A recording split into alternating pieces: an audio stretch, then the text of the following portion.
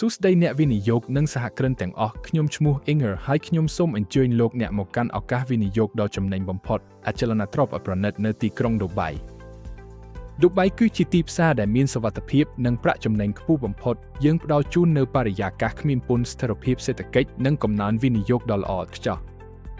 សូមស្រមៃថាអ្នកកាន់កាប់អចលនទ្រព្យដែលមានពន្ធ0និងអត្រាចំណូលពីការជួលខ្ពស់ចាប់ពី6ដល់12%ប្រចាំឆ្នាំនេះគឺជាការការពារនិងបង្កើនទ្រព្យសម្បត្តិរបស់អ្នកឌូបៃជាមជ្ឈមណ្ឌលសកលសម្រាប់ទេសចរណ៍និងហិរញ្ញវត្ថុដែលធានានូវតម្រូវការខ្ពស់និងការកើនឡើងតម្លៃអចលនទ្រព្យជាបន្តបន្ទាប់យើងមានហេដ្ឋារចនាសម្ព័ន្ធកម្រិតពិភពលោកនិងស្តង់ដាររស់នៅល្អឥតខ្ចោះសម្រាប់អ្នកដែលមានចក្ខុវិស័យវែងឆ្ងាយ